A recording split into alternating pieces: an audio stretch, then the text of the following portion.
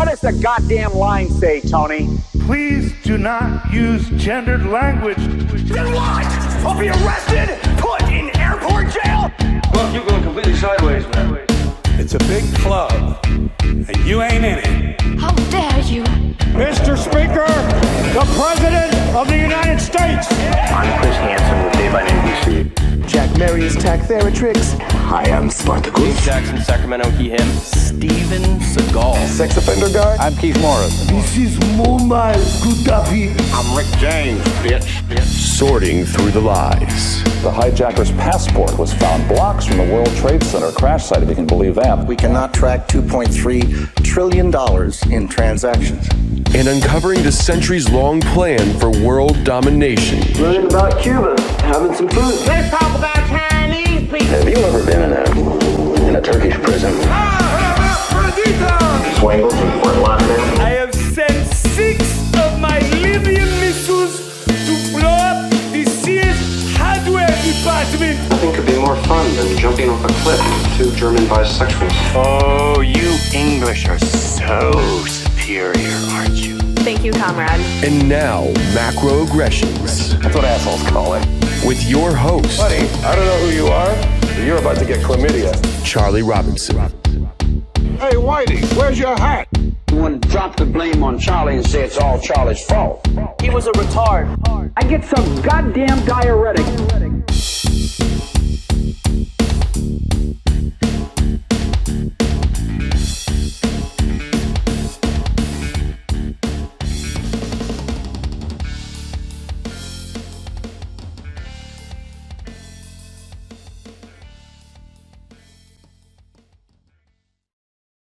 Welcome to Macroaggressions. I'm your host, Charlie Robinson. If you are watching us on Iconic or you're listening wherever podcasts are served, we certainly do appreciate your support and your sharing of this program. Hey, listen, we became #1 in the United States and Canada, and that is according to Chartable, which I know is not, it doesn't mean I'm beating Alex Jones in real life. But hey, whatever. Chartable says we're ranked #1. I'll take it. It's a victory, and it's because of you guys watching, listening, sharing this, rating it, writing reviews, all that good stuff helps. And I'll tell you what, we couldn't do it without the amazing support of our sponsors. Honey Colony has been fantastic to us. Miriam Hanen, the owner of it, has been on before. She's the director of Vanishing of the Bees. And if you go to honeycolony.com, take a look around. We're coming up on the holidays. If you want to get gifts for people, they have all sorts of things: anti-aging creams, body care, facial care, bee-related goods, which is kind of cool. Gifts, travel kits, stuff for your home, things for your garden, immunity system boost. They've got all kinds of things. So go to honeycolony.com. Use the promo code MACRO, check it out, see if there's anything that you like, save yourself some money by using our discount code, and feel good about yourself because you're supporting small business and also small business that has been a part of this show. So, well, I'll tell you what, I want to know about who is running the show. I want to know about who is controlling this planet that we're living on. I want to know what they're doing. So I brought on somebody named John Brisson. You guys might have heard of him. Go to fixyourgut.com to find out more. John is like a savant when it comes to this. He's forgotten more about these policy groups than I'll even remember. So I figure it'd be a nice chance to have him come on and explain to us the Council for National Policy, among other things. The mysterious group that you've never heard of, but I guarantee you is ruling this place. John, what's cooking? How are you, man? I'm doing well, Charlie. Thank you for having me on Macroaggressions. It's an honor. And yes, you're going to talk about something that Alex Jones himself will not even discuss. Ladies and gentlemen, been eating jalapenos during the break. We can't talk about Council for National Policy. They'll been eating a whole plate of enchiladas, so. Well, if Alex Jones can't talk about it, then I definitely want to talk about it. Let's get ourselves deplatformed. Let's do it.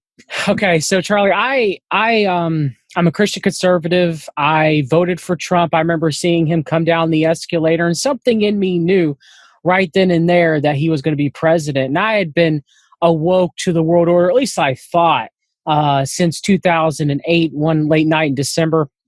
I heard Alex Jones come on Coast to Coast AM and tell everybody that 9/11 was an inside job. Of course, at the time, I was an arch neoconservative. I grew up with the politics of my grandfather, who I used to listen to Rush Limbaugh and Sean Hannity and thought Oliver North was a great American growing up. But my dad was a conspiracy theorist. I used to listen to Bill Cooper with him. He used to listen to Coast AM, but I thought my dad was a little nuts on that thing. And, and many people, conspiracies, cultures bloomed since then. It's not back then. It was hardly anybody had ever heard about it. And it was even less when my dad. I found one of his old grammar books that he had in high school and college. He actually wrote in there, OSS is the precursor to the CIA.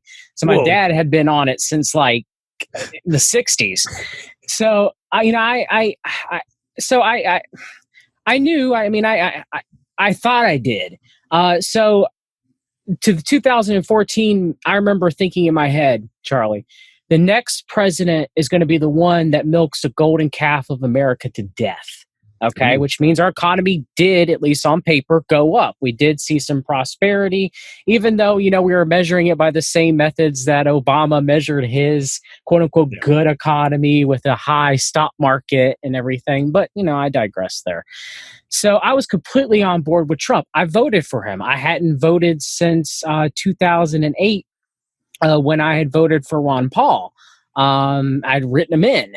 And so, I was ready. I was like, okay, Trump's going to, fight back against the deep state. I'd been listening to, look who all was on board from him at the time. So Alex Jones has started cheerleading for Trump when he used to not talk about the right-left paradigm and that they all were corrupt. It really didn't matter, who was in office. And then I started seeing that Rush Limbaugh and Sean Hannity, people who I did not trust anymore and consider them part of the fourth estate, mouthpieces for Fox or mouthpieces for the deep state. I started listening to all of them again, Mark Levin and Michael Savage, and thinking, well, maybe Trump's got something on them, and maybe, just maybe, they flipped, and maybe they're actually working for this alliance or whatever you want to call it that's going to take back our country, right? And I never fell into QAnon. It was weird because I remember seeing a couple of videos that Jordan Sather had around the time that Breath of the Wild came out for the Wii U. I was actually playing at the time. That's how I can remember it. And just thinking that Sather is just a little too woo-woo. There's something not right about this. And I'll talk about QAnon later.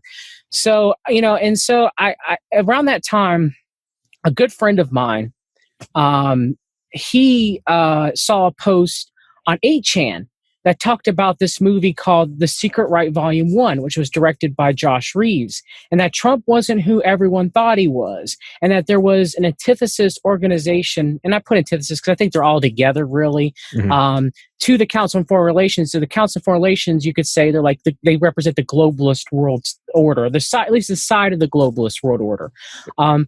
There's this group called the Council for National Policy, and they kind of represent kind of like this quasi-fascist, Fabian socialist, I guess is a better term. That's a term I use, where you kind of have like a push and pull between the two organizations, right? So when you have a CFR president in power, let's say like Bill Clinton or Barack Obama, you get more radical policies put in place, and you get in kind of like, more the globalist, communist, socialist, whatever, term. So it's more rapid. It's more in your face. You can see it. But then when you get a CMP president in power, like Reagan or Bush 1 or Bush 2 or even Trump, it's more Fabian socialist in that it's slower. It's a more breakdown of controlling the institutions. And you might be like, well, John, the institutions are controlled by the globalist world order. But are all of them, though? That's the question. Is the truth movement controlled by the globalist world order? Or are they controlled by more of the Fabian socialist, CMP, Lost Circula, which we know even less about than the Council for National Policy, is like that version of the Bilderberg group. Okay. So that's the thing is you kind of like get this dichotomy between the two, and when they're presidents or whomever they put up for presidents, of how, me as a conservative, yes, Obama, a lot of it was pivoted more towards, leftist policies, and Trump, yes, they were pivoted more towards right conservative policies, or were they? And I'll talk about that more later. There's some things that Trump did, especially later on, kind of, I guess to paraphrase real quick, the banning of the bump stocks, as far as Second Amendment rights, take the guns first, due process second, not fighting against red flag laws, so much so that the NRA actually threatened to pull support. And yes, the NRA is actually controlled by the CMP, but that's for discussion later. Right. They wanted to pull support for Trump because, Trump was a lifelong Democrat, people. It's really there. It's obvious, okay? And I know these are hard things to hear, and you don't want to hear them, and I didn't want to hear them, too. It took me a while to accept them. So I watched the first movie, and it was right before Trump was elected, Charlie, back in 2016, and I kind of just blew it off. I've been like, man, I would have heard about this. Alex Jones would have told me about this. This is nonsense. But when he started filling up his cabinet with people that I had saw on that movie, I was like, wait a minute, something's not right here. Why is he putting deep state actors? And he's been doing it. How many times has he put someone in his cabinet, whether it's John Bolton, whether it's Elliot Abrams, Ross, any of those, that we know, William Barr is one of the worst, that we know are bad people. They're bad deep state actors, for lack of a better word. And we just, it's 4D chess. Trump's going to expose them, but nothing ever happens to them. Now, there's been like one arrest of that. I think he was a lawyer. But as far as people that have been arrested that everybody thinks are good people, like Flynn or Stone or even, good God, Manafort, where are these arrests? When justice? Hillary's still walking around free. All right. So I'm watching this, and so I still think Trump. I'm still pro-Trump, but it's in my head. So I start seeing more and more throughout the first year of his office.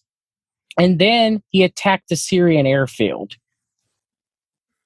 based off of, Ivanka and Jared Kushner showing him, evidence, so they say, in videos that Assad had gassed his own people. All right. And so then I was like, okay, that's it. There's something wrong here. So I went back and found out that Josh Reeves had a second documentary. Now, if I had watched that second Secret Right documentary, I probably would have woken up to this sooner. In the second documentary, it shows beyond a shadow of doubt that Alex Jones is a member of the Council for National Policy. And that's why he does not discuss it on his channel. Ooh. That blew my mind. He had footage from a CMP meeting of Phyllis Schlafly talking about admiralty law from the late 2000s, and he had put in-game 1.5. How did he get that footage? How did he get that footage inside of the CMP meeting? Unless he was either a member or he had someone who had access, to that. And this was before, really you had he had to send somebody there to record it. Mm-hmm. All right. And he even said that himself, that all the footage in the movie he had record himself, or he had someone from the InfoWars team record it for him. Okay. Right. So then, later he has, and later he ends up bringing on Charlotte Iserby. Alex Jones does. And Charlotte Iserby talks about how the CMP sold America out. And they sold America out during when Reagan was president. And they weren't what they were thinking they were going to be, which was just some antithesis to the Council on Foreign Relations. And I'll read quotes later from CMP members, Charlie, where they say that that's what they're doing, but then they're also involved in the Iran-Contra affair, the Franklin scandal. They're involved in 9/11. Half of the members of the Project of New American Century were CMP members. Oh, you never hear that. You only hear about the ones that are Council on Foreign Relations members. Yeah. So that's the thing is they literally, I believe it's the world order is to, okay, so you wake up and you're put in the truth movement, right? Mm-hmm. And so they're saying, okay, now only look at this hand. This hand will be the scapegoat. Don't look at over here at what these people are doing. Only look at this hand. And that seems like what's happening, at least in my opinion. Yeah, the Q movement seems like that too. It seems like they wake you up and then they immediately funnel you into the Republican side of things, mm-hmm. to the Trump side, where Trump's rounding up all the pedos, he's expanding Guantanamo Bay, mm-hmm. he's cleaning up the deep state, he's draining the swamp. And everyone goes, so when you drain the swamp, Why do you add more alligators? Why are you bringing in Bolton? Why are you bringing in Elliot Abrams? Why are you bringing in Barr? Why are you bringing in all these guys? This doesn't look like draining the swamp. It looks like refilling the swamp, or what? So it always rubbed me the wrong way with the Q. Two components of the Q psyop that bothered me. One was that everyone was automatically and instantly diverted into the Republican Party. And the second part was trust the plan, which to me it means sit around and do nothing. Wait for someone else to do something. And I don't like that. I don't like that as a course of action. That doesn't strike me as being a sustainable or a game or sustainable game plan, or even really much of a game plan at all. Like, sit here, wake up, come to the right side of things, and then sit and wait. And we'll tell you when, and trust that we're going to take care of things. That to me sounds like funneling people, diverting people out of somewhere else and corralling them into one area and leaving them there so they can't get anywhere else because they're all sitting around trusting this plan. Yeah. Well, when's the plan happening, guys? It's been 4 years, Charlie. It's been 4 years. You could have locked her up during that whole entire. And look. Look at the Hunter Biden information that we got. Okay, it comes out that Barr, who's the fixer, he was the fixer. Mm-hmm. He was Attorney General during Ruby Ridge. He later defended Alon Hirochi, the sniper that shot and murdered Vicky Weaver. I mean, I could go on and talk about how bad Barr is. I mean, he helped cover up the octopus, the murder of Danny Castellero's death, by saying there's no need for a special counsel and pretty much dismissing Nicholas Baugh. His boss, Dick Thornburg, through the book The D.C. Madam, helped cover up the Craig Spence side of the Franklin scandal. Barr had to have known at the time. Barr was also where he met George H.W. Bush, was in the Central Intelligence Agency. And, Bush appointed Barr, and he's fixed. I could go on. I have a video on my channel about how bad. Barr is as crooked as they come. Well, here it comes out, something that I've been telling these Q people and people like Amazing Polly, and Grand Amazing Polly has me blocked, not to trust Barr. The whole Hunter Biden information, of course, and look, I'm not excusing the Bidens and their corruptness and everything like that. It's horrific and horrible. Okay, don't get me wrong when I say this, all right?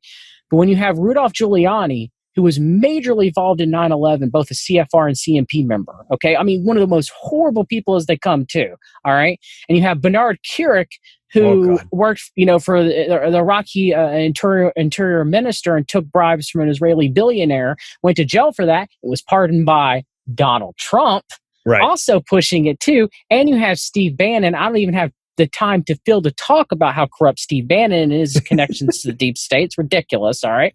You guys one thing you can Google is his connections to a guy named Mark Collins Rector. Oh, yeah. Founder of Den. Yep. Yes. And he's Brock a pedophile scumbag maniac, and Den was the precursor to YouTube. Yep. And so Bannon worked with Brock Pierce and got funding to start this MMO Gold company with Mark Collins Rector.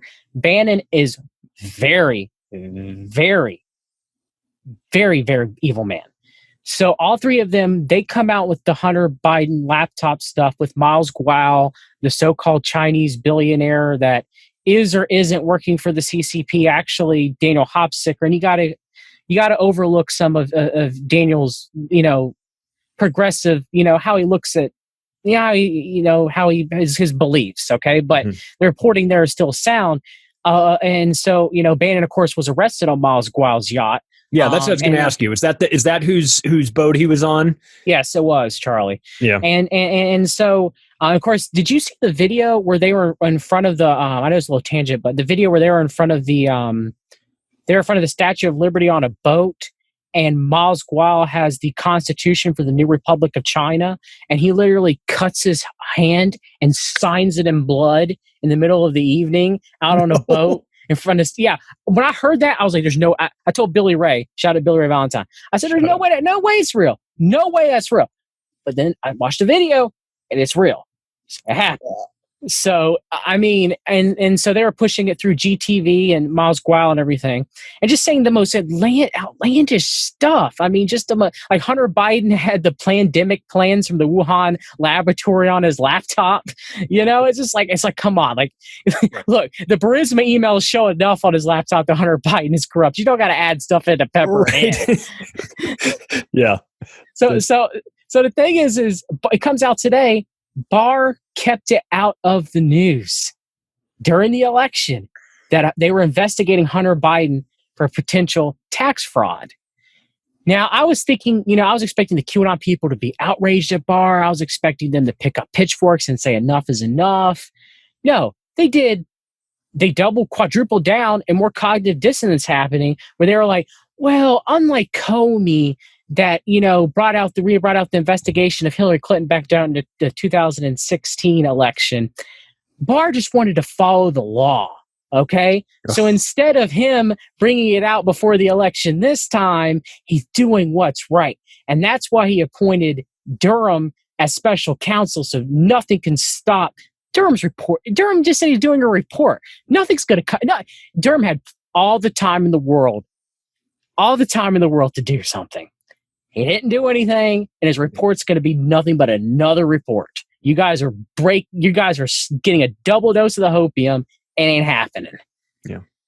It's sad. I mean, I want justice too, but the thing is you start realizing, Charlie, all these people are corrupt. Trump included. I mean, especially look at how he's handled the coronavirus pandemic.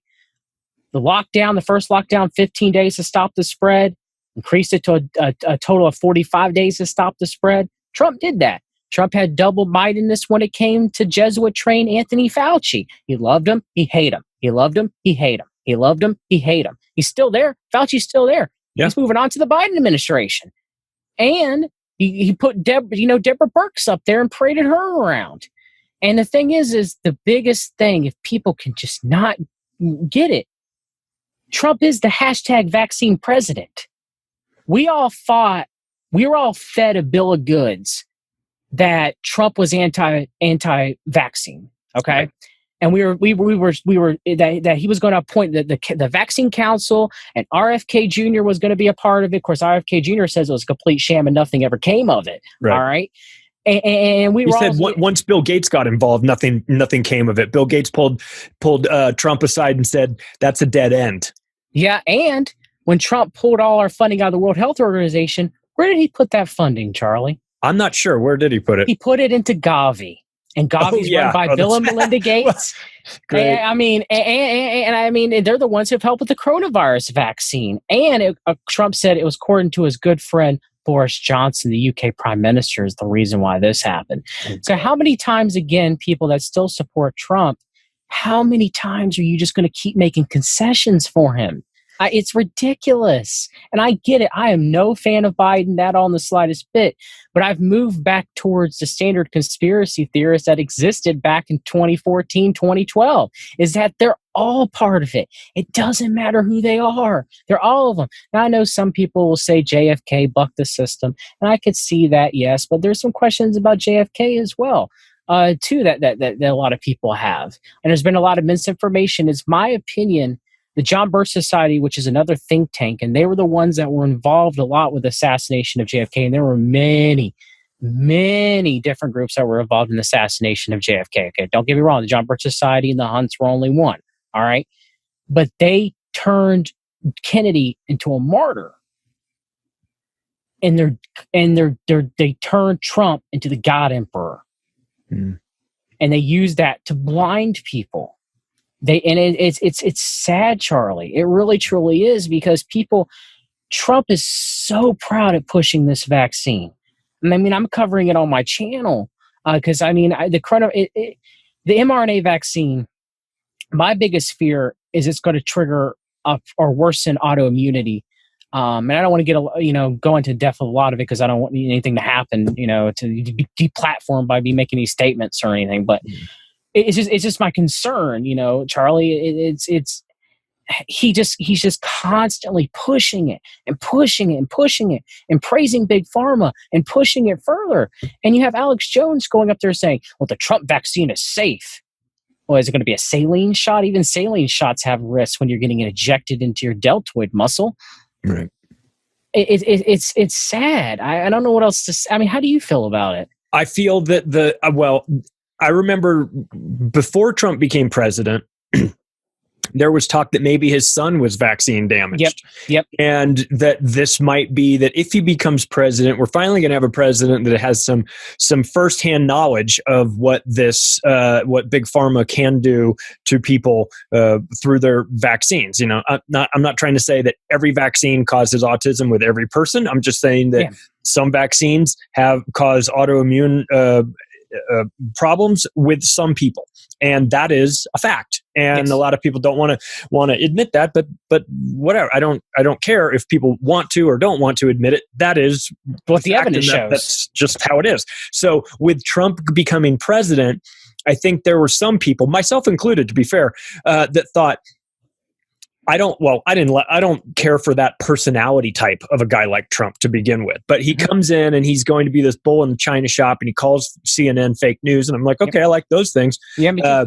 And I thought in the back of my mind, well, maybe he'll just sort of string big pharma along, and he'll knowing in the back of his mind, I don't trust these guys. So I was hoping that something like that would happen. Then we have the corona outbreak. And they start, even through Event 201, they start saying that everything returns essentially back to normal after 18 months once a vaccine is released. So then you start to hear the vaccine push, which of course we all knew was coming. We knew that they were going to start beating the drums for that almost immediately.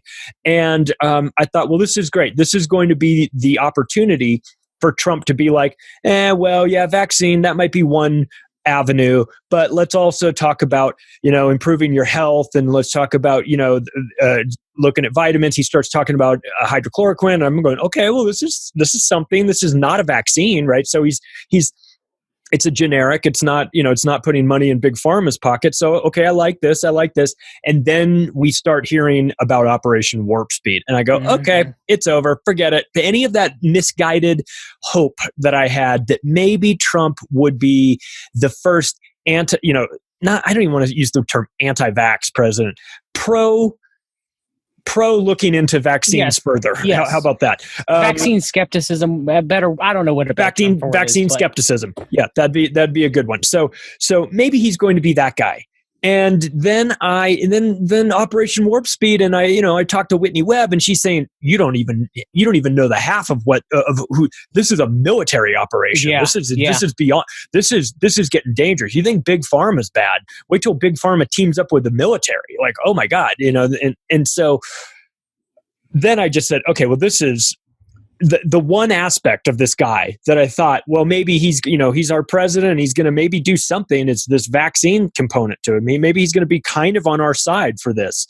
That went out the window. So I no longer hold out any hope. Now, that being said, I think that with Biden, you're sprinting into this great reset.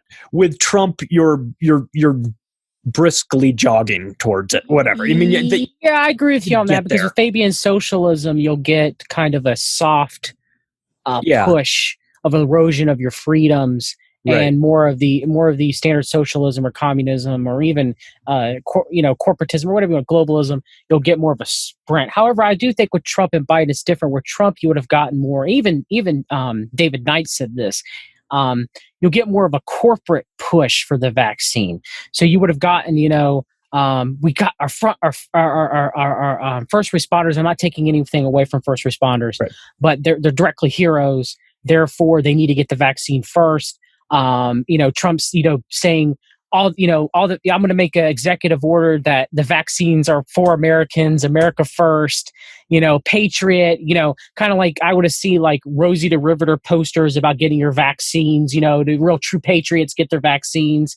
So you've gotten more of, the big pharma and the military industrial complex avenue. With Biden, you're going to get more of like lawfare, the federal government suing states and trying to push them to force the vaccine, and more of a social pressure with Biden, right? You want to be a good citizen, right? You don't want your even though I've heard people on Operation Warp Speed listening to all the roundtables, literally General Pena saying, well, I have, parents children, and it's the right thing to do to give the vaccine because you don't want to put them in harm, and that's why I'm doing it, but that's that social pressure that you would get under a Biden administration. Where Trump, it'd be the same thing, it'd just be a different flavor. Yeah. And it may not be as, like you said, as overt, but with Fabian socialism, it's still happening. It's just happening slower and more covertly. That's the difference. Yeah. So what is the difference here? We talked about which flavor of tyranny you prefer. So you've got the CFR Biden type of flavor, which is, like you said, it's more social pressure. It's I wear a mask because I'm a patriot and all this nonsense. And then you've got the CMP type of flavor of insanity. And what is that? What are they? Who are they? Okay. And what do they want? And why is it different? What is to put? I'm a guy. I go to Washington D.C. I become part of the system. Why do I pick them over somebody else? It's not purely Republican versus Democrat, right? It's a no. So if can I be a member of both? And yes. And does that benefits me? And what am I going to get conflicting, directives from these different groups? So what is the CNP? What's their problem? Okay, Charlie. So it's my belief that, of course, everything connects at the top, right? And there's just, we don't know truly who's at the top. Me as a Christian, I believe it's the Satan, runs the majority of the dark ops and stuff like that. Even though the governments had to have accountability to God, but so they're all so at the top. We really don't know who. So on one branch, on the left branch, you have the CFR, the Bilderberg, the Trilateral Commission. I think the Atlantic Council kind of bridges both of them together because you can see members of the CMP and Law-Circle in the Atlantic Council. So the Atlantic Council is probably the bridge, but I don't know really who's above them. So and there are probably think tanks that you and I will never even heard of or never will hear of too. To put that out. So. You're right. With Biden, you're going to get that social pressure. You're going to get that more of that in your face, social justice, pushing things forward, progress. I don't necessarily say patriots wear a mask because you'll get that more for Trump when Trump put on the mask. You'll get more of you have to wear a mask for society because society needs you to do this. Trust the science, scientism. You'll get more of that. So, and so with the CMP, and then I'll talk about how they were founded and what they've been involved in. So the CMP, you're going to get more of that. Patriot, so when Trump came out and started wearing masks, a lot of people are like, what is this? And then Trump would put on a mask and he would tweet about it and about how it's the patriotic duty for him to do that. And it's the same with the vaccines too as well. So that's kind of what they're pushing forward is that and also push. It's complicated. Trump is a little bit, they did try to do a little bit of different things, kind of like putting lipstick on a pig. Like there is a difference, you could say, between Trump and George H.W. Bush, for example, and what they tried to accomplish as far as the operations that they ran on the American public, okay? And there's some things that Trump did that I still do agree with as a conservative. Getting us out of the TPP, for example, is one thing that I appreciate that he did. There's probably others. I'm drawing a blank right now, but there's only a handful of things that I think that he did that would benefit us per se. But so the CMP in themselves, they were formed in 1981. And they are comprised both of the Council for National Policy itself, which is a tax-exempt 501c3 membership group, and CMP Action, which is their lobbying group. It's a 501c4, and it was founded in 1987. And they kind of have a compartmentalized hierarchical structure. Just because someone's a member of the CMP, they don't really know necessarily what the CNP and what actions they're doing at the members at the top, right? You can actually even say the same thing on the Council on Foreign Relations. That, there's more.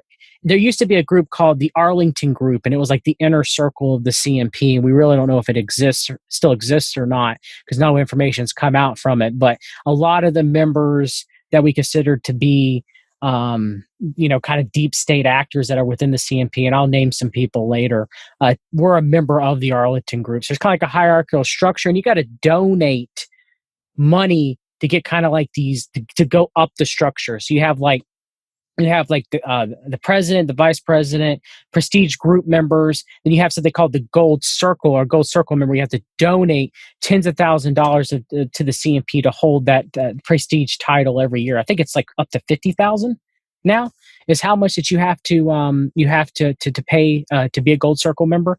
So when it was founded in 1981, the first meeting happened on May 19th, 1981. And it happened at CMP member Richard Viguerie's home. And at least 50 people were there. We know some of the people there, and I'll talk about them in a minute. And the CMP was supposedly founded by funding from the Rockefeller family, the Koch family, the Coors family, they Coors beer, the Scaife family, the Hunt family, and from the Unification Church leader, the Reverend Sung Myung Moon. So the Moonies also helped fund the CMP. And people that were there were Tim LaHaye. He wrote the Left Behind series. He's ardent Zionist. Richard Viguerie, Nelson Bunker Hunt from the Hunt family. Charles Koch was there.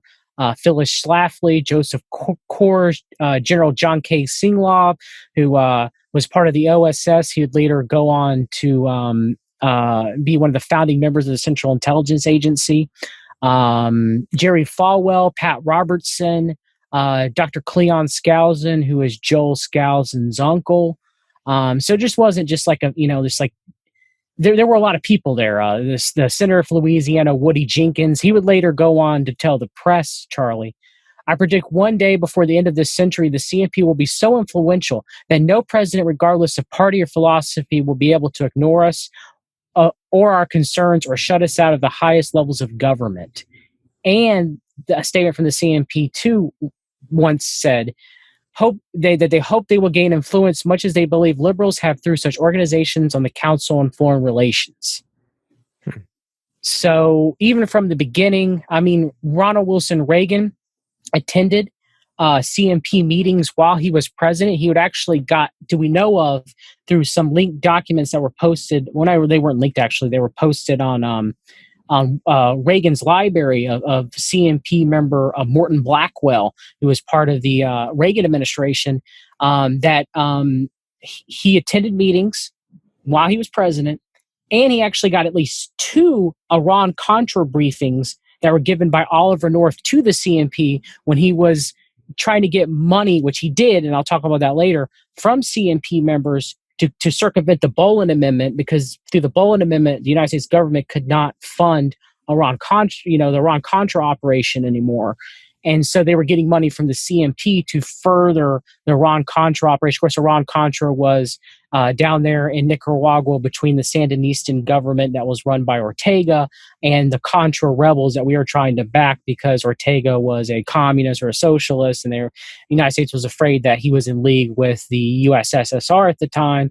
And so there was arms trade and between the United States and Iran that was brokered by Israel to raise money for the Contras. And of course, with everything with Iran-Contra, you have the Franklin scandal being involved with the transfer of Contra bonds by Oliver North to Lawrence E. King from the Franklin scandal, and Colonel Michael Aquino was there also as well. And of course, the drug trade, which Gary Webb talked about in the Dark Alliance to fund it too as well, with Freeway Rick Ross and crack cocaine in the ghettos during the 1980s. Yeah, I met Freeway Rick this year at Acapulco. Did a show with him too. He's cool. He's cool. Yes. He was the last person to know he was involved in the Iran-Contra thing until he was sitting in prison. And Gary Webb explained it to him, and then he still didn't believe him, and then he finally believed him. Yeah, it's crazy. And then Gary Webb, may rest in peace. So the CMP, they've been involved in, and I got a list. The Iran-Contra affair, the funding of the Afghan Mujahideen freedom fighters during the 1980s, many of the Latin American death squads, the El Salvadorian Civil War, supporting Augusto Pinochet and Colonia Dignidad coming out from that. Say what you want to say about Linde. He stopped making payments to the International Monetary Fund when he was head in Chile. And of course, he was overthrown by Pinochet. Everybody likes to say Allende is a communist and a socialist, which he was, but they like to make Pinochet out to be better. One of the things that Pinochet did when he first got in was resume those payments to the International Monetary Fund. What true populist he really truly was, Charlie. Yeah. So the Franklin scandal, the drug trafficking I mentioned earlier, Enns Law, 9/11, the War on Terror, Blackwater, Amway, the DeVos family, they own Amway. They're also, been in the Council for National Policy for decades. The Bohemian Grove, a lot of the Bohemian Grove members also interlap with Council for National Policy members. The troubled teen industry, who Lee Veltman has discussed a lot about. I myself am against for-profit prisons. That was actually started by the Heritage Foundation, the Council for National Policy in the late 80s by a gentleman named Jack Eckerd in Florida, who was a member of the Council for National Policy. And they started the for-profit prison industry. And he also did a lot with Eckerd Connects in the troubled teen industry and having troubled teen camps too as well, Jack Eckerd did. And of course, Eckerd Drugstore, I don't know if you ever remember Eckerd Drugstore, Charlie, but their family owned Eckerd Drugstore as well. And Lee Veltman has done a lot of great information exposing the troubled teen industry on them. And he's done shows with me on my channel. We've read the documents breaking this down. So we can blame for-profit prisons for the CMP and the Heritage Foundation because those are the think tanks that came up with them. And Jack Eckerd started the first one down there in Florida. Yeah, and then you've got the overlap of Bill Clinton and Biden with the omnibus crime bill, which put a disproportionate number of black people in prison on long stretches on mandatory minimums for holding crack cocaine as opposed to powdered cocaine, because crack cocaine was the black drug and powdered cocaine was the white drug. And they said, well, we could put the black community in prison even more, and we'll privatize it, and we'll take them public, and you guys can profit from all. I mean, it's a disgusting industry. I just wrote about it in my new book. And Catherine Austin Fitts talked about that, the tapeworm economy, and how the money flows through these powerful law firms, and then uses that to finance these candidates who then go to Washington or are already in Washington and set up policies that bring about things like the private prison industry. You mentioned that Jerry Falwell and Pat Robertson are involved in this. Is there a Christian religious slant to the CMP? Yeah. Now, my belief is it's designed to trap Christians into thinking that the CMP represents them. But a lot of what they call the New Apostolic Reformation heresy, name it, claim it, kind of a lot of things that I don't consider to be biblical Christianity. It has a lot to do with many people within the CMP. As well as too, they supported very heavily the Reverend Sung Myung Moon, who said that Jesus Christ failed his mission when he was crucified on the cross, and he was the continuation of Jesus. And the Moonies funded the CMP and gave money to Falwell and bailed out Liberty University, pretty much purchased them. And you would wonder why these quote unquote evangelical Christians would get in bed with someone who is obviously a false prophet, who declared himself. I mean, Moon was also involved with Iran-Contra, and there was human trafficking and drug trafficking involved with the Unification Church. Now, of course, not everyone in the Unification Church, obviously, which is I consider to be a cult, knew what was happening. But Moon and the connections to the Korean CIA and the connections to the Korean CIA to the American CIA, so it just never ends. Yeah. So yeah, they put on a Christian veneer. I'm not going to say that there aren't true, people who really, do believe in Jesus and God who are in the Council for National Policy. There are, but a lot of them, as Jesus say, they'll claim to know him, but he's not going to know them. Shield. Yes, they use it as a shield, yes, to try to trick and say, oh, we're, Phyllis Schlafly, they're making little care boxes that they were sending down there to the Nicaraguan Contras, so it's kind of like that. That's kind of what they end up doing. Did they have the death squads deliver these boxes to Yes, I would while assume. they were murdering them? That's nice of them. Yes, while they were slitting nuns' throats and things like that. Yeah, great. It's sad. On the guise of a false Cold War. And so it's I mean, it's all for profit, right? For profit. And like you mentioned earlier, the for-profit prisons, the think tank may have been started by members of the CMP and the Heritage Foundation, but really all of the world order was involved, both right or the left sides. It doesn't matter when it came to for-profit prisons and for them to take away the further rights and put more draconian measures in place to the American public, Charlie. Yeah. Yeah. So who runs it? Who's running this show now? Who's running the CMP now? Like names that we would know, that we would recognize. Who's in positions of power there? Who's in that gold circle or whatever that they? Okay. Let me try to think. Current people that you guys may recognize. Okay.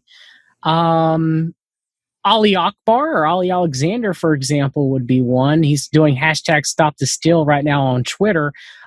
His billionaire financier, Foster Friess, is still a current member of the Council for National Policy. He actually helped fund Turning Point USA. Charlie Kirk, he gave Charlie Kirk his startup seed money when they met supposedly in a stairwell, Republican National Convention, I believe the 2016 one, maybe 2012. But supposedly that's how Charlie Kirk says he got his seed money from Foster Friess. Charlie Kirk now is a current member of the Council for National Policy too as well. Project Veritas. I can't believe I'm drawing a blank. I can see his face. James O'Keefe? James O'Keefe, yes. He is also a member of the Council for National Policy too. Interesting. As well. You have Steve Bannon. And the thing is okay, so the CMP, it's all we have from the membership lists are just leaks that came out and information that has been given by members who said, "Oh, I'm a member." It's not like the CFR where you can go just look at the membership. You can go to CFR and look at the membership logs and see who's in the CFR, at least who they report to be in the CFR. Every link we have from the CMP is from leaks, and we only have 2 or 3 major leaks of Law Circula. We have even less. It isn't like people going to cover the Bilderberg meeting. We don't even know where the Law Circula meetings are held, Charlie. That's how secretive it is. All right. So, and Trump spoke to the CMP that we know of twice. He spoke to the CMP while all the candidates spoke to the CMP that were running for president in 2016. And we don't have that speech, but we do have his 2020 speech to the CMP. They posted that on White House. They put it up front. We also have Pence. Pence has spoke to the CMP that we know of 3 times, and he actually spoke to the CMP in November 2020 as well. That was an interesting speech. I'm trying to think of more people currently. So Alex Jones, Mark Levin, Jack Posobiec. No, but he's in that nexus, though. I don't have any proof that he's in the Council for National Policy, but Steve Bannon, and also the thing too is they may not always. So we don't have every year's list. Steve Bannon was in the CMP as of the 2014 leak list. Now we do have some leak lists in 2020. He's not listed on there anymore, but then again, we don't know. There's no transparency. We don't know if they just take people off the membership directly because they won't know people are in them or what.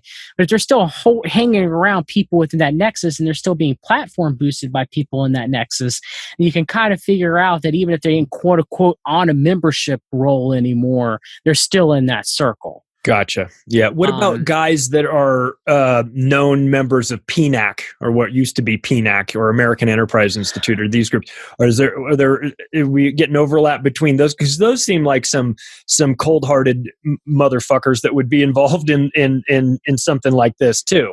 Yes. So we have William Crystal, who's both a CFR and a CMP member. I called him an asshole in my first book, and I stand behind that. Yes, he is one. Dick Cheney. Well, I didn't call him one, but I should have. Donald Rumsfeld at least spoke to the CMP. We don't know if he's a member. Karl Rove was a member of the CMP. Frank Gaffney has been a decades-long member of the CMP. Steve Forbes has been a decade-long member of the CMP. John Bolton has been a decades-long member of the CMP. William J. Bennett's been a decades-long member of the CMP. Gary Bauer, Paul Wolfowitz, Norman Potteritz, Dan Quell, R. James Woolsey, and Elliot Abrams. Okay. And here's something that hasn't been discussed much, but do you want to know how allegedly members of the Council for National Policy funded and propped up Al-Qaeda as the boogeyman for 9/11? Sure. Okay. So there was a bank called the Antigua Bank. It was a financial institution incorporated in 1988. It's a bank based out of the Bahamas, Switzerland, and Liechtenstein. It was set up in 1988 by prominent members of the Muslim Brotherhood, most notably Antigua's chairman and co-founder Youssef Nada. Another co-founder of the bank was the Swiss Francois Guinaud. Of course, Guinaud was one of the key manager of Nazi assets after World War II. He was the executor of the last will and testament of Joseph Goebbels, and he made a fortune publishing Goebbels' diaries, as well as he had, at least for a decade, published the works of Hitler with Mein Kampf. And so he helped found the Antigua Bank with Nada. So where they got the money supposedly to start Al-Qaeda was that the Hunt brothers, when they attempted to corner the world's silver market in the 1980s, of course, the Hunt family is a big oil tycoon family. They helped fund the beginning of the Council for National Policy. They've been members throughout the CNP. So when the United States government went to seize the money from when they got caught for trying to corner the world's silver market, they loaded the money onto two cargo, three 707 jets in the dead of night to keep the government from seizing the 40 million ounces of silver that they had less, and stored them in the Antigua Bank. Okay. So, of course, the Antigua Bank later would be, fingered by, the United States government as one of the main funders for Al-Qaeda, even though we know Al-Qaeda has connections to Central Intelligence Agency, obviously. But you gotta pop up the boogeyman that you go after, right? So, and of course, Grover Norquist and Karl Rove, Council for National Policy members, they with their Islamic Free Market Institute, they worked with Khalid Safari.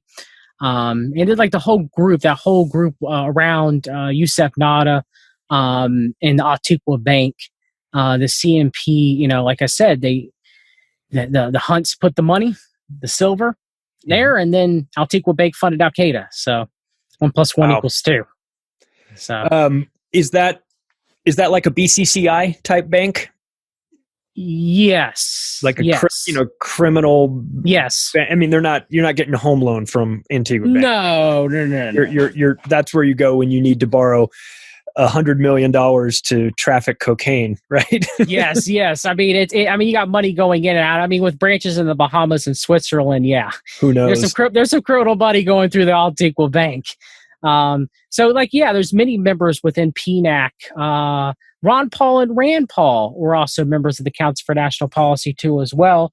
Rand Paul talked about how close the Pauls were to the CNP in his 2015 speech when he was stumping for president to the CNP, Charlie, about how, and even Billy Ray Valentine asked Ron Paul, he was like, I think I gave a speech to them once or twice, but I don't really know much about them. And I'm like, okay, Ron.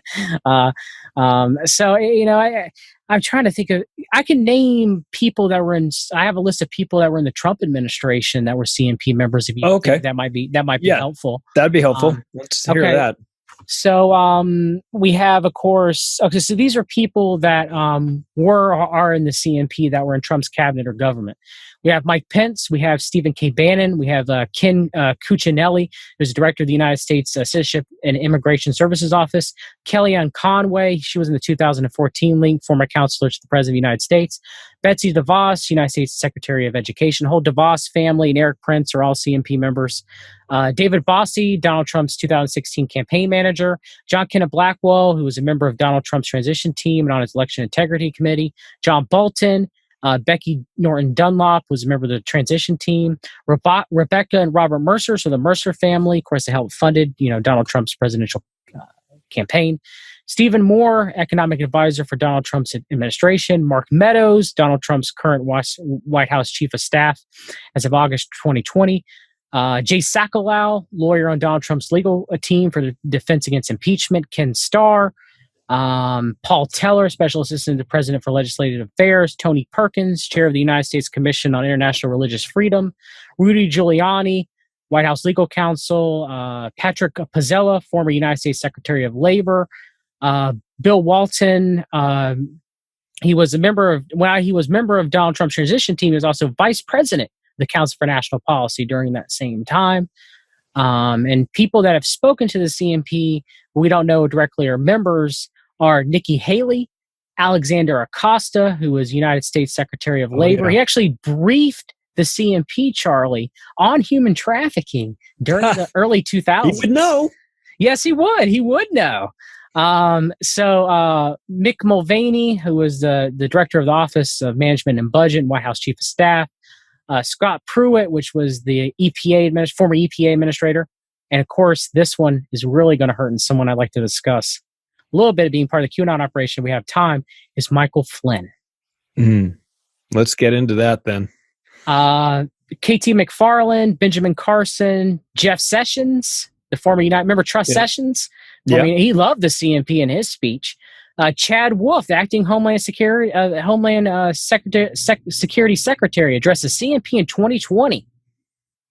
Rick Perry, Reince Priebus, Chris Christie, Sam Brownback, Larry Kudlow, and Scott G. Erickson, Deputy Chief of Staff for the United States Department of Homeland Security. And one last thing I want to mention is there was a leaked November 11th, I believe, CNP meeting itinerary that came out, Charlie, where the CNP knew that Trump was going to lose the election before the election had even occurred.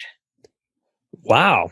Is Karnak the Magnificent a member of the CNP too? How did they know that he was going to lose? Did they have access to information that the rest of us do not have, or did they just conjure this out of thin air? I think they knew. They had Scott Rasmussen from Rasmussen Polls giving a speech of what, how, and what happened. They had John Kenneth Blackwell giving a speech, who was a vote rigging fraud, in my opinion, who helped Bush win the 2004 election with the Diebold machines. Everybody's talking about Diebold, but no one talking about John Kenneth Blackwell and the election rigging that happened back then in 2004 with John Kenneth Blackwell in Ohio when the state went to Bush over Kerry. Of course, Bonesman, no matter who wins, we lose, obviously. Yep. And then, of course, Michael Connell, the IT, his plane was, I believe, brought down allegedly by Karl Rove and Blackwell and the CNP because he was going to turn state's witness against Blackwell because Connell was very staunchly pro-life, and so he thought the CNP were pro-life in and of himself. But then once he realized that they were involved in all these dirty things, then he figured out that it was all a sham, and he wanted to turn state witness and whistleblow against Blackwell. Well, they took his plane down. Right, because they're clearly not pro-life. They just aborted that guy in the 180th trimester, apparently. Yeah, so Blackwell, of course, he's one of the big things, head of Stop the Steal right now. Again, that's funny, but he was giving a speech to the CNP with three other lawyers about what electorally could be done for Trump now as far as through the court systems. All these lawsuits that you're seeing, oh, they knew. They knew. And then Scott Erickson, who I mentioned earlier, he gave the final night on Saturday. His speech was how to unify the union. Interesting. After the election. So let's talk a little bit about this election then, since as of the recording of this, we still don't know. I mean, there's still questions. I would say that how we rank the percentage of chance of Donald Trump actually winning this. I don't know what that percentage is. I would say it's rather low, but who knows? What's your take on this? What is this? Is this busy work? Is this more political theater, or is there something actually? Is there a path to victory for Trump? Does he care? Does he want a path to victory? Okay. Those are excellent questions, Charlie. I thought Trump was going to win. I thought that was a continuation of the plans of the CNP and the world order. I really did. I was wrong. Billy the whole time had been telling me that's not what was going to happen. I just blew him off. I was like, Trump's a chaos candidate. That's what they want. Mm-hmm. I was wrong. At least I think I am. And so I but then again, we'll talk about it's complex. So, I saw the first time that I actually started to doubt that right before the election night was I saw that leaked CMP list. And that was the first thing, and it leaked at the end of October. And I was like, okay, this is either a false leak, but there's been about 15 leaked meeting itineraries, okay, throughout the 30-year history. And it looked identical to them, like identical. So if someone would have faked that leak, they would have had to be well versed in the CMP, okay? So I was like, well, it's just probably not that. And so I started doubting. I was like, wait a minute, is Trump going to lose? You know, are they pulling the rug underneath for Trump? And then election night happened.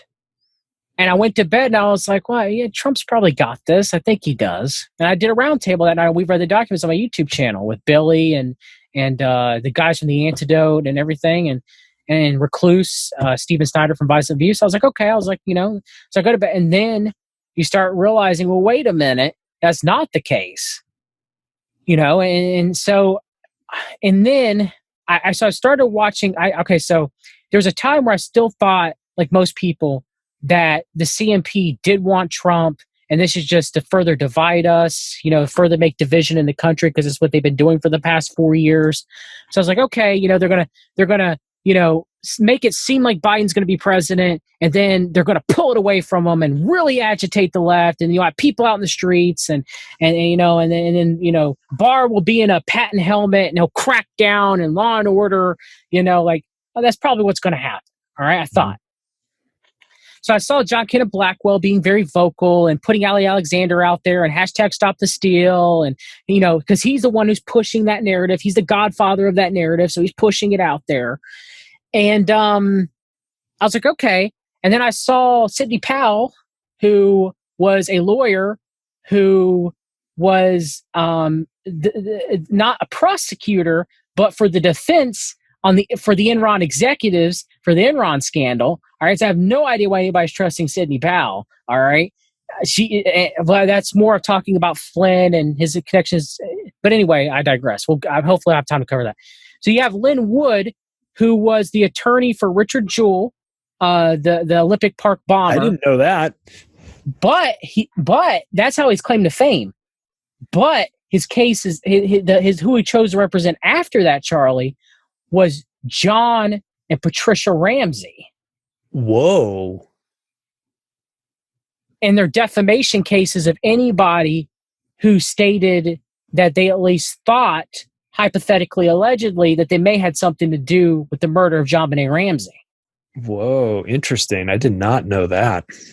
And so I was like, okay. So I'm looking at these people, and they're running around with this handwritten scorecard, cracking nonsense.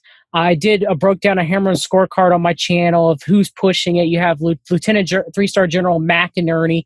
McInerney wrote a book called Blueprint, The War on Global Terror, with Paul Vallely. Of course, Paul Vallely co-authored From PSYOP to Mind War with Colonel Michael Aquino. Yeah. Okay. So, and guess who did the foreword of that book, Charlie? Satan? Oliver North. Yeah, sure. That was close. Yes. It was one degree away. So McInerney used to go on during the War on Terror and beat the war drum. I mean, he was actually saying that there were weapons of mass destruction in Syria. He was saying that we got to go after Syria back then, Charlie. All right? Wow. And now we trust this guy who's running around talking about this. Dennis Montgomery was the man who, oh man, go look him up. He was the one who pushed the hammered scorecard nonsense, and he was the one, supposedly, that came up with a method of analyzing media to determine whether or not Al-Qaeda was going to attack us on our soil after 9/11, okay? And they actually, he actually was the reason why they raised the terror alert to orange, and I think they stopped flights. They just said stop flights, but I don't remember exactly how many. Because of, if you believe the story, because of his software that said there was an imminent threat again after 9/11. Okay, and so the CIA was embarrassed, the military-industrial complex was embarrassed. So they wanted their money back. It was like a huge point of contention, but nothing really truly ever happened to Dennis Montgomery. Okay. And so there was an author that came out with a book, showing how much of a fraud he was. Dennis Montgomery sued the author. He lost in court because obviously the documentation is all there that he's a fraud. So this is the guy you're getting the hammer and scorecard narrative from. Even Sheriff Joe Arpaio's office, and I did a whole stream on this, they believe Dennis Montgomery too, that he had all these evidence and all these drives, terabytes of evidence. But when they started actually going through the drives to try to corroborate the evidence of the Hammer system, all right, the Hammer spy, it was like a set of supercomputers that stored all the data from the NSA. Okay, they found that there was nothing on there. There's nothing to corroborate it. He was a con man.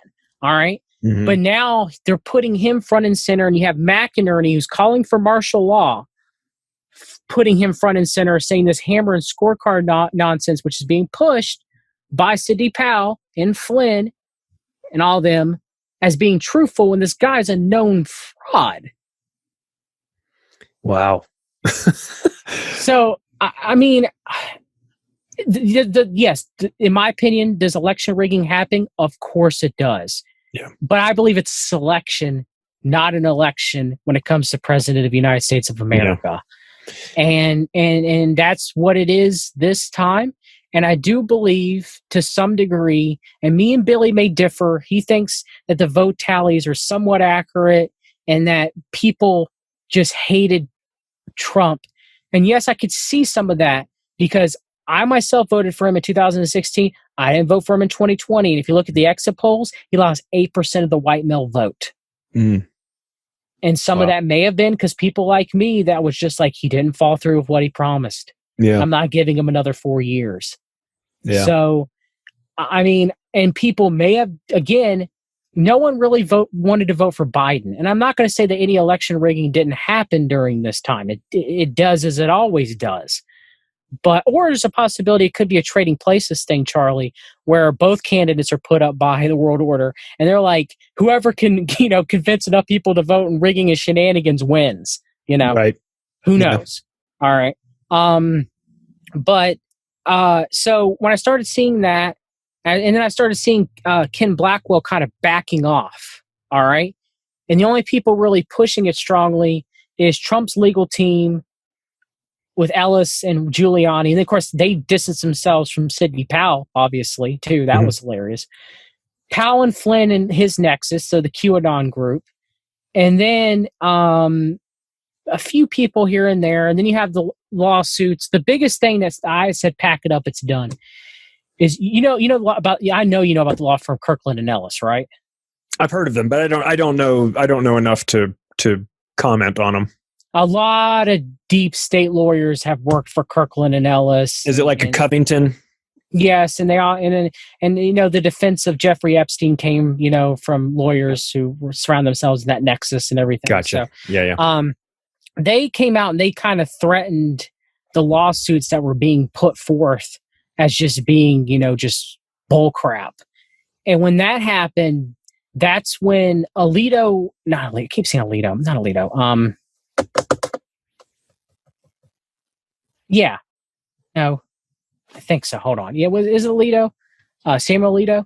Yeah. Yeah, he was the one that chose but kind of stopped the Supreme Court for seeing the Pennsylvania case. Mm. All right. And Kavanaugh was also a member of Kirkland and Ellis too as well. And Kavanaugh has actually ruled quite a few times for liberal decisions against conservative justices. And also Brett Kavanaugh helped cover up the Vince Foster murder case too as well. Whoa, I didn't know that. And he's a Clinton stooge. All right, Kavanaugh is. So and that's why they put him in, and people are like, why is Kavanaugh ruling liberal sometimes? There's many, you can Google it on Google. There's many conservatives asking this question. But I mean, I digress. So now you have the sham of all of these states, not all the states, but at least I think it's 1/3 of the states now. The attorney generals are adding to this lawsuit. Yeah, it's not going to go anywhere. Okay. So the next chance you have is, especially since Kirkland and Ellis said no. So the next chance you have is the electors on Monday not certifying Biden as president. Okay? I think they will. The only hope anybody who still has any faith in Trump has of him being president is Pence. Because after electorates, Pence has to certify. My guess is Pence is going to certify. And that means it's over. It's over. It's done. Okay. What if he doesn't? And why wouldn't he? If you guys doubt me on this, go listen to the speech that he did to the CMP when he was down and vacationing in Florida. And it was that same meeting I talked about during November. Okay. Someone literally called him up and said, "You're coming to speak to the CMP." And he left his vacation in Florida, flew to Washington, D.C. or drove, and he spoke to the CMP. When you go listen to that speech, yeah, he gives some platforms about, we're going to stop the steal and Trump's going to be president and everything like that. But there's a lot of distancing in that speech away from Trump, too. And Pence has been doing that for weeks if you've really been paying attention. He wants to set up for some 2024 run. Oh. My guess is with Nikki Haley, because Alex Jones had once said that before, that was what was going to happen. And you think that might be coming from the CMP? Yes, I do, Charlie. I do. So my guess is Pence will, if the Electoral College state electorates certify Trump. I mean Biden, should I say? Yeah. As president, I misspoke. Then so will Pence. Okay. And then it's done. It doesn't go to Congress. It's done. It's done. I think that's probably what's going to happen. And I have to give props to Billy. He was right all along. I didn't see it. I didn't. I don't know. And let me ask you this, Charlie. How do you feel? And I guess we can discuss QAnon real quick if we have time. How do you feel about Flynn coming out and put, that Tom Zawitowski guy taking the not front page ad, but an ad in the Washington Times, the Mooney-owned Washington Unification Church started Washington Times, about limited martial law and having the military redo on the streets and redo the election, and to make it fair. And then Flynn sharing that and platform boosting it, then Alex Jones sharing it, and then Roger Stone also agreeing. And then the only one that surprisingly didn't agree was this former State Department actor and Kissinger best bud, who said the Constitution is outdated, Steve Pachinik. He was the only one that was like, whoa, no. We have that watermark bullcrap lie disinfo that I'm putting out there. All right, there's no need for martial law. So how do you feel about these people calling for a limited, is martial law ever, is this a suspension of the Constitution and the habeas corpus and in the posse comitatus, is that ever limited? Limited martial law. I'm sorry. That sounds a lot like kind of pregnant. Yeah. I am. Look, I'm not in favor of any sort of martial law under any circumstances. And when we were midway through 2020 and we're having issues with looting and rioting and all this stuff, my biggest fear was leapfrogging martial law and going directly to, I don't trust any of these people. Let's bring in the United Nations. And if you're bringing in the United Nations, well, then, that's a huge problem. That is a bridge too far. The United Nations, to me, is a dangerous organization. So if you're calling for the UN to come in and bring peacekeeping troops, I'm not interested in that. And the same goes for martial law. Martial law to what? To fix this election? First of all, I don't trust anybody to fix the election. Second of all, I don't want martial law imposed under any circumstances, because we know exactly what happens. These things get implemented and then they never get rolled back, and we wind up under some sort of, frankly, a case can be made that we've been under a form of martial law since the Patriot Act has been implemented, but overt a version of martial, no thank you, I'm good. I don't want any of that. I don't like Biden. I don't like those guys. I don't like Trump either. I don't trust either one. No. So would I like a fair election? Yeah, I would like a fair election, whatever that means. But I'm not naive to think that we actually have elections. I am with you. I believe we have selections.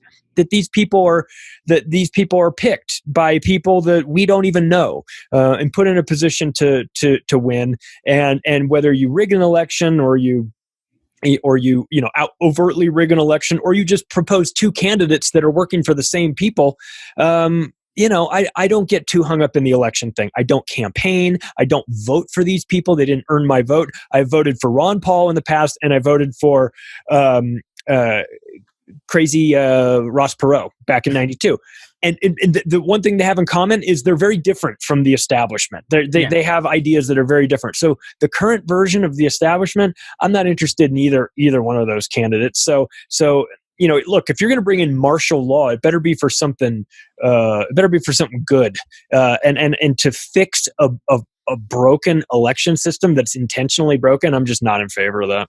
Yeah, I mean, you could technically say we're under medical martial law now, right? For sure. So Patriot Act never being repealed, and now we have #new normal going around, and so what's next? That's why it concerns me. Why would people think any of that's a good idea? Even if you think that Trump's your guy, you believe in Q and everything, and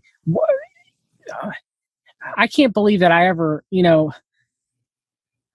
I can't believe I at this point I ever fell for the deception and voted for Trump in the first place, because it's the Council for National Policy. They control a lot of the truth movement. A lot of the truthers are even members, or they have CMP people on their show like Joel Skousen or Paul Craig Roberts. And then they put them out there, and it's just that they control the narratives. Look at QAnon. QAnon has major connections to Michael Flynn, who was a lifelong Democrat, 4-star General Stanley McChrystal. Flynn and McChrystal are like this. McChrystal started, Flynn started his group in McChrystal's kitchen. So McChrystal's kind of guiding the left part of the world order, right? Giving coronavirus preparation talks to the city of Boston and getting millions of dollars, and #new normal, and of course, the murder of Michael Hastings, the assassination of Michael Hastings, of whether that was because he was investigating Clapper, or it was because of previously forcing with his excellent book The Operators, forcing McChrystal to step down. The information that came out from that book. Michael Hastings, rest in peace. So it seems like the QAnon operation is run. At the now, who's above them, I don't know, but I'm still working out the structure. But I could tell you who's involved.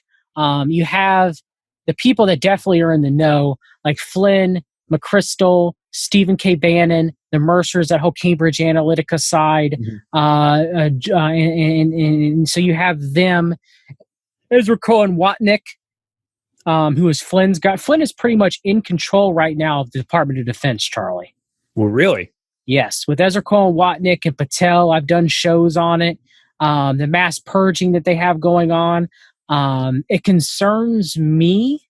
Normally, if it was any given Sunday, our boys coming home, because I'm very staunch anti-war, I'd be like, yeah, this is a good job, right? Right. Bring them home, But I Trump want to bring them home now when they're talking about martial law, and they're talking about Operation Warp Speed with the military being involved. And, oh, no, we're just distributing the vaccines. We're not going to. Oh, well, the Ohio National Guard's actually going to be there, and some of the medics from the Ohio National Guard, they'll be there to help out to give the vaccine with the nurses. The Ohio governor said it's okay, so sure, whatever, it's fine. And that's got me a little worried. The troops coming home. He had 4 years to end the wars and bring them home. Why now? Yeah. Why now is, Ezra Cohen Watnick and Chris Miller give a speech that the Special Operations Command, it's time now that they get a seat at the table, and they need their own compartmentalized branch and the United States military with all their psychological warfare and all their operations, and they're actually more powerful than all the other branches of the military.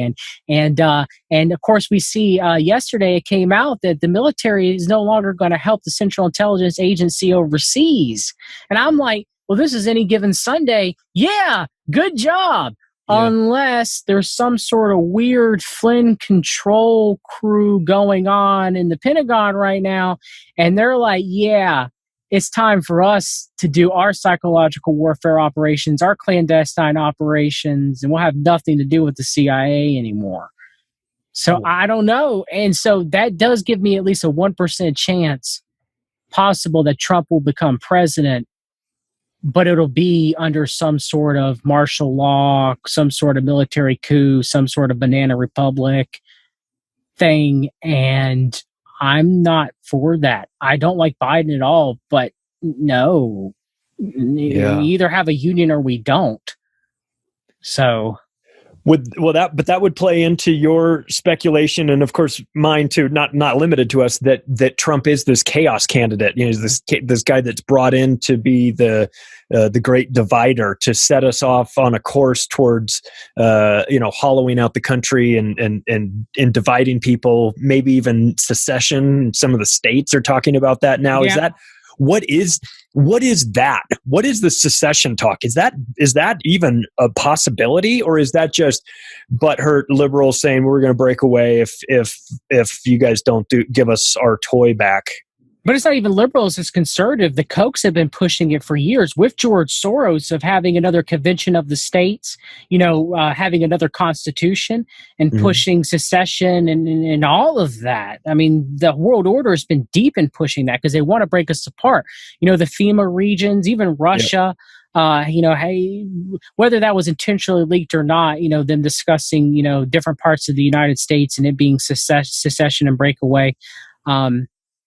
I mean, is the world order done with America? Are we just going to break apart into our own little regions and they're going to go with China and Israel and Russia and whole Belt and Road Initiative? And are we just, going to be, are they done with this? Is the Great Awakening and the Great Reset one and the same, Charlie? Yeah. And so with Trump, you get the chaos in. You destroy the old world order, or at least maybe not if, Biden, it doesn't look like Biden's going to become president. And I think he will. But, everybody's looking on, it's all Democrat this, liberal this, CFR this. I remember a time when we all knew that they were corrupt.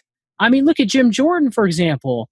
Even his second biggest donor is Google, and he's supposed to be fighting big tech. I mean, come on, people. Yeah. It's all a dog and pony show. And I understand a lot of people don't want to hear it. A lot of people they always call me a communist, Charlie, or that's the biggest thing is me, a Christian conservative, it's hilarious to call me a communist because I don't back the God Emperor Trump, and I'm like, a lot of what Trump ran on, Make America Great Again, the MAGA platform, I agree with. I'm MAGA with or without Trump, like my friend Mark from Houston Tonic Live says. But Trump ain't our guy. Once you see all the connections that he have, especially, Sheldon Adelson and Jared Kushner. Jared Kushner had a position in Operation Warp Speed. And he had military officials directly reporting to him. What? It's in the hierarchy chart. Oh God, I didn't even know that. I can't imagine anybody I would want to report to less than Jared Kushner. Talk about no respect for that guy. What a reprehensible scumbag he is. So where do we go from? We'll wrap it up with this. Where do we go from here? Let's just play this out. Biden becomes officially the president. We have half the country that think it was stolen through the election process, which it may or may not have been. I don't know. But it doesn't matter because the perception is that these people will always think it was stolen. Maybe that's by design. That's by design. That's by design. And then we move out into this world where we've got Biden who says my first 100 days, everyone will wear a mask. Because, that's a policy that has a tremendous amount of enthusiasm, sarcasm font. So what does 2021 look like under a Biden administration? Does Operation Warp Speed go away? Does Biden continue that? Is that something that he likes? Does he ramp it up? Is it on steroids? Do we kick off a war with Iran because that's good for business and we're in the psychopathy business? Or like where how do you see the next year playing out? Well, there's a possibility that Trump could kick off a war with Iran if the world order wants him to do that before he leaves office. I know they were teasing it on the liberal news, and I don't necessarily believe that's going to happen. But hey, if we're in a world war, can't leave the office then, right? Right. I see maybe a national lockdown. I do see another stimulus check. They're going to pay you with blood money. I see mask mandates. I see vaccine mandates trying to be pushed. That you can't go to school without a kid can't go to school without a vaccine, even though the FDA hasn't approved the vaccine yet for children under the age of 16, even with emergency use authorization. I see a lot of social pressure, wear the mask, social distance, get a vaccine. I see that increasing. I think it's too soon for a war, but I think you'll start hearing rumors of war. Maybe. You might not get a war with Iran yet. And I don't think this is going to happen because of who Biden is putting forth in his transition team to be part of his administration. It depends. If you get another Iran deal, you won't get war. Okay. If you don't get another Iran deal, Syria's probably going to be on the table to be striked first, would be my opinion. Okay. I don't know how you feel about that, but I think that's probably what's going to happen, Charlie. I think Trump's going to launch Trump News Network. It's going to be a digital news network to compete against OANN and compete against Newsmax. Of course, Christopher Ruddy, and people don't go watch Newsmax. Christopher Ruddy he wrote a book on the murder of Vince Foster. He used to be big pals with Richard Mellon Scafee. And they used to both be ardently against the Clintons, but it's all a sham because Chris Ruddy and the Scafee became friends with the Clintons. And Chris Ruddy gave $1 million to the Clinton Foundation. And now he says that, I wrote a book on the murder of Vince Foster, but I never really implicated the Clintons as being involved in it. They wouldn't do such a thing. Don't believe me? You can go look it up yourself. Man. But so you're going to get Trump News Network. You're going to get some people from the Q group and some people who still trust Trump kind of drift away because, they're going to kind of realize that they were sold a bill of goods, especially when the vaccine starts rolling out and shots really start happening, and everything. And Trump's probably still going to praise it on Twitter next year about how Operation Warp Speed was my job and I was the one who did it, not Biden. So some people, the spell will be broken from that. But most people are going to double down because they idolize Trump as a God emperor. And they're afraid of Biden. Look, I'm no fan of Biden either. I'm no fan of what either one of them represents, which is the completeness of the world order. They're just different sides that appear to have maybe some different agendas or some arguments, but I kind of look at them like a mob. And when the Godfather says you have to do what I tell you to do, they do what the Godfather tells you have to do.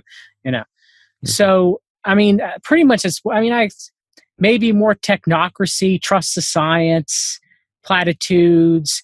But anybody who thinks it's going to be the end of the world and they're going to round people up, they could round people up at this point with everything who's going. Who knows, right? It could have happened under Trump too. Who knows?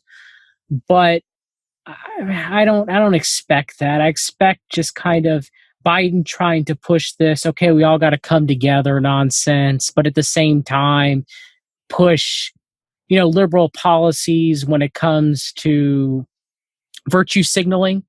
Charlie, You're going to get a lot of that. Trust the science. You're going to get a lot of everybody. Everybody's. It's just going to be a mess. The whole thing's going to be a mess. And the thing is at least as me as a conservative, Trump represented kind of like a push to the Overton window against the radical left. But the radical right's a thing too. And it's just, I don't know. I'm not looking forward to a Biden presidency, but to be honest with you, I wasn't looking forward to a Trump presidency either. I would just hope that neither one, some divine miracle was going to happen. Maybe Jesus returns or something. Either way, and I will say, I guess in closing, one of the biggest things that concern me is with this whole pushing of martial law. I'm not going to go as far as Bill Ray Valentine and say that Trump is the worst president that the Union ever had. I think there's some, at least, since JFK, I think George H.W. Bush, in my opinion, is still worse. But I will say this, pushing for the martial law, not him directly, but his nexus around him, and just kind of showing how, yes, elections are rigged, which we knew. It does make me concerned that all this, the great awakening, the great unveiling, is it to awaken us or to unveil us into another lie where they're going to say, oh, it was all these group of people, they were all the bad guys, we're the clean ones. And I see that being promoted by a lot of CMP members or people within that Nexus Charlie or people that control that part of the truth movement. Flynn being one of the biggest examples. And it's sad that a lot of people have bought into it. People that I thought, I mean, look, I'm not trying to shame anybody here. I bought into it too, but I snapped out of it once I realized that things weren't adding up. I didn't keep saying, no, Trump has to be it. I mean, look at Barr. Look how many people still think that Barr is a good guy or that Barr is controlled by Trump. When in reality, to some degree, it's probably the other way around. Yeah. That Barr is one of Trump's puppet masters. Yeah. So it's just sad, Charlie. How do you see things going real quick? I mean, I'm in agreement with you. I wasn't enthusiastic about a Trump presidency. I would take him over Biden. But what does that even mean? That's not an endorsement in any way. It's what would you rather be beaten to death with a baseball bat, or would you be, like to be punched in the face? It's either way, it's not going to be fun.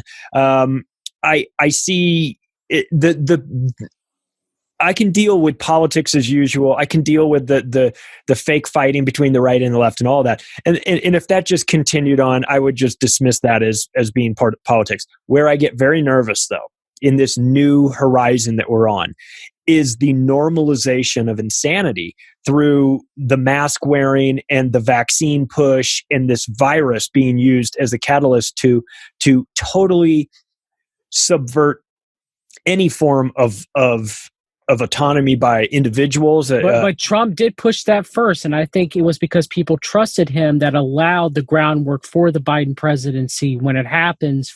It's pretty much trust. We're getting everything in place. We're getting everything lined up. But trust Trump. Don't worry, he's got this. Don't worry, it's not going to happen. Don't worry.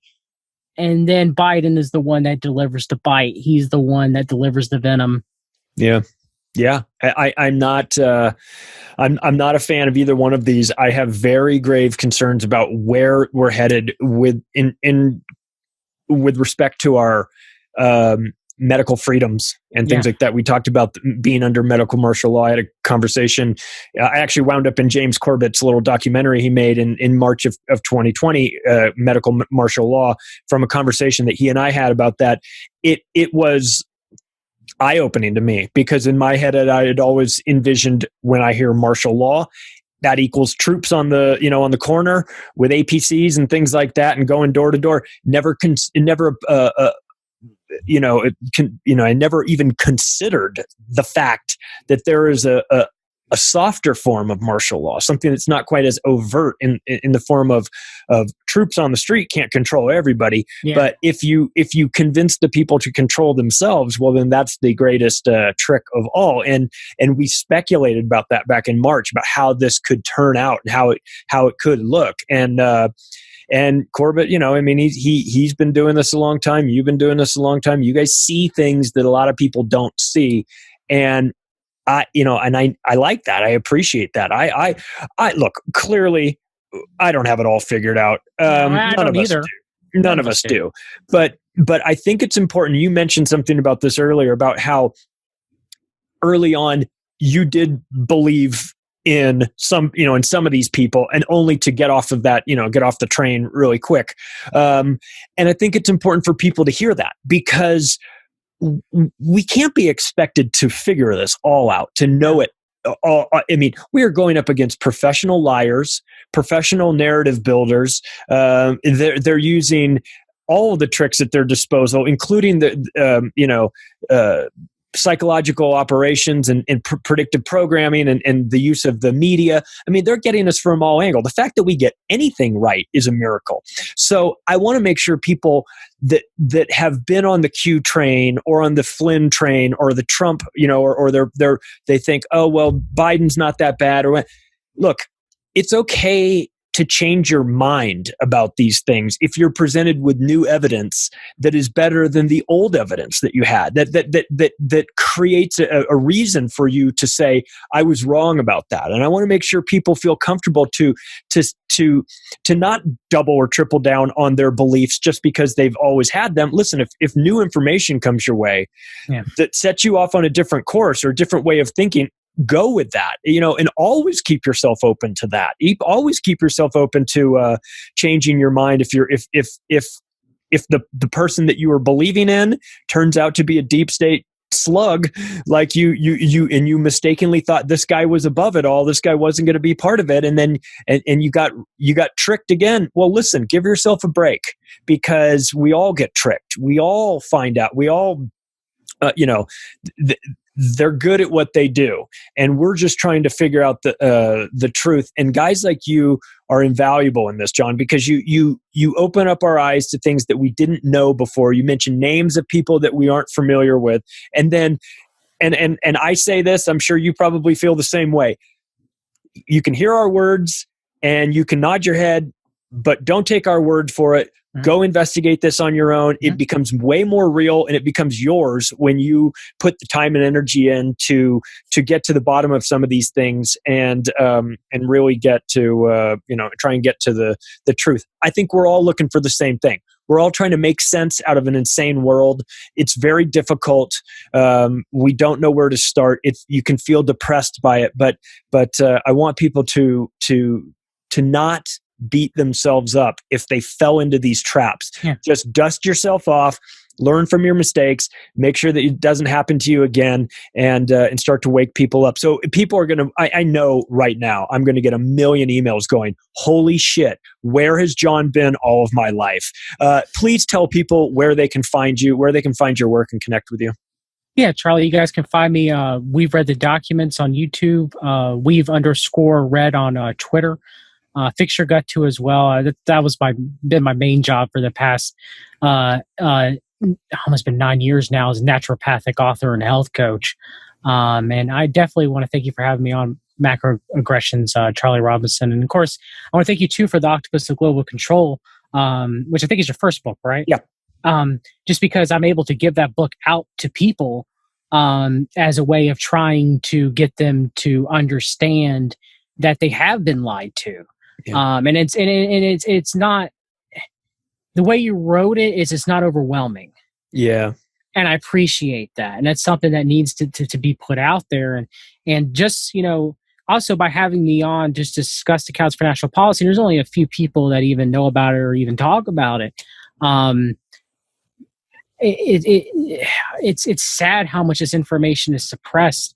The people who, genuinely want to expose the world order, genuinely want to make the world a better place, and I think it's this information is kept from people, is even kept from myself, for what's happening now with the in my opinion, the destruction of the truth movement and it being grafted back onto psychological warfare and psychological operations and manipulations and disinformation more than ever. And I just want to thank you for the work that you do too as well, Charlie. And thank you for having me on.